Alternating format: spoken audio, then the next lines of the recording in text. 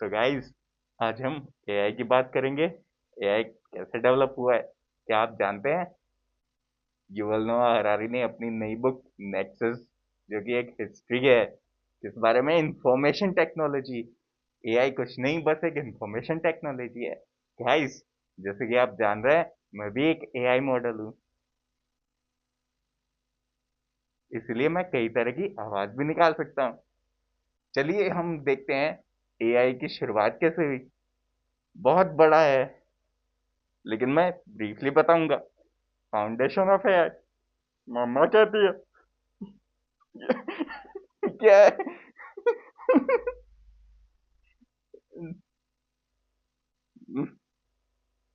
भगवान कहते हैं मैंने इंसान को बनाया, लेकिन इंसान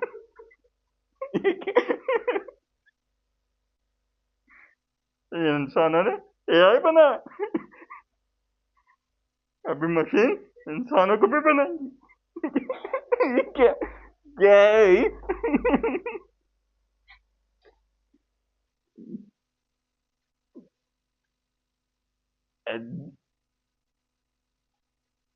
छोटे, आज तो मैं वो बताऊंगा उस एआई ने क्या कर दिया।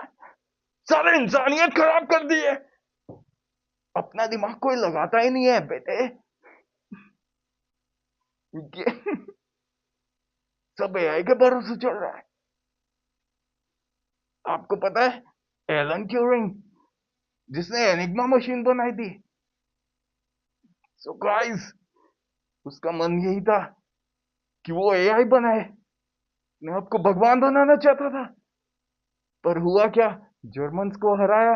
और जर्मन्स जर्मन्स छोड़ो, उसकी अपनी सरकार ने उसको जेल में डाल दिया था, क्योंकि वो गे था। सच में।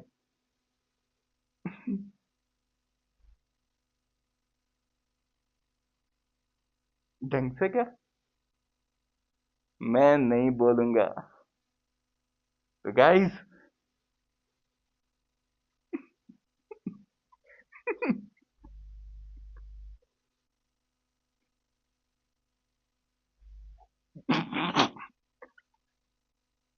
मैंने मार्क्स लिया है। ऐसा नहीं कि मैं एडल्ट मूवी में हूँ, कि मैं एआई की।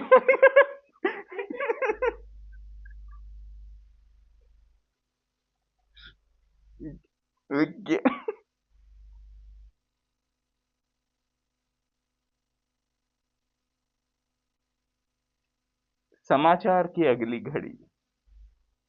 Early AI programs emerge, such as logic theory by Herbert Simon and Alan Newell, which proved mathematical theorems, and ELIZA, a neural language processing NLP program mimicking a psychotherapy। दोस्तों, ये AI की मदद से मैं AI को बता रहा हूँ, ये मुझसे नहीं होने वाला है। मैं भी मोदी जी की तरह खुद ब खुद ही बात करूंगा। मुझे किसी टैलेंट प्रॉपर्टी की जरूरत नहीं है।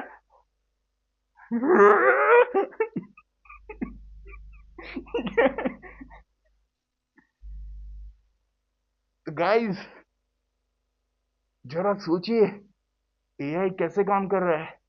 वो अपनी भाषा में बोल रहा है, इसका मतलब उसको भाषा का ज्ञान है।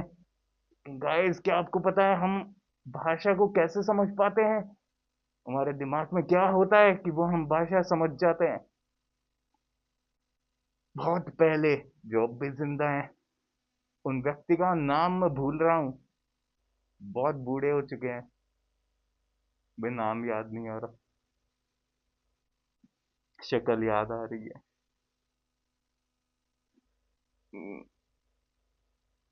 नोआम चॉम्स्की गाइस, वो एक लिंग्विस्टिक थे। उन्होंने बताया था कि जब आदमी या बच्चा, इसको जंगल में भी छोड़ दिया जाए, तो वो अपने आप भाषा को डेवलप कर लेगा। उसमें एक बेसिक इंस्टिंक्ट होता है। जैसे बछड़ा जब जन्मता है, वो जन्मते ही चलने लग जाता है। उसको पता होता है कि माँ का दूध किन थनों में मिलेगा। अब जैसे ही बड़ा होता है, उसको पता होता है खाना घास है या क्या है। उसी तरह उन्होंने बताया कि आदमी के इंट्रिंसिक है कि वो भाषा का इस्तेमाल करेगा। वो नई भी हो सकती है, कुछ भी हो सकती है। एआई अगर आप देखें तो सारी भाषा है, हम उनसे इंटरेक्ट कर रहे हैं, इसका मतलब वो मिमिक कर रहा है अपने ब्रेन में हो रहे न्यूरल एक्टिविटी को जो भाषा के थ्रू होते हैं। तो इसलिए एआई को बनाने के लिए हमें लिंग्विस्ट साइंटिस्ट की जरूरत पड़ी। हमें जरूरत पड़ी ऐसे लोगों की जो थे न्यूरल साइंटिस्ट, जो जान रहे थे हमारे ब्रेन के सेल्स एक दूसरे से कैसे इलेक्ट्रिकल सिग्नल सिनॉप्सिस के थ्रू कम्युनिकेट करते हैं, कैसे मेमोरीज बनती हैं, किस तरह से अपना संवाद लैंग्वेज से रिस्पॉन्स आता है, स्टिमुलेट होता है। उन्होंने स्टडी किया। और अगर आपने मैथमेटिक्स पढ़ी है, जो जिसे मैट्रिक्स अगर आपने पढ़ी है, जैसे आपके स्क्रीन पे डॉट्स हैं, वो एक तरह से मैथमेटिकल मैट्रिक्स के थ्रू इंफॉर्मेशन आपके पास आ रही है। हर एक डॉट पे कैसा कौन सा कलर होना चाहिए कि आपको इमेज दिखाई दे, उसी का इस्तेमाल करते हुए एआई के मॉडल का जन्म हुआ। लेकिन इससे भी इंटरेस्टिंग चीज कि आपको पता है एनवीडिया जो आज तक केवल गेमिंग के जीपीयू बनाया करती थी, वो अचानक सबसे वैल्यूएबल कंपनी जो जिसने 4 ट्रिलियन टच किया, वो कैसे बनी? ये एक एक्सीडेंट कहिएगा, क्योंकि एआई जब डेवलप हुआ तो उनको जीपीयू प्रोसेसर सबसे ज्यादा काम में आए, क्योंकि वो ही उस न्यूरल नेटवर्क को बेस्ट तरीके से हैंडल कर पा रहे थे। ये मात्र एक एक्सीडेंटल था, और उसकी वजह से आज वो सबसे वैल्यूएबल कंपनी है दुनिया की। धन्यवाद।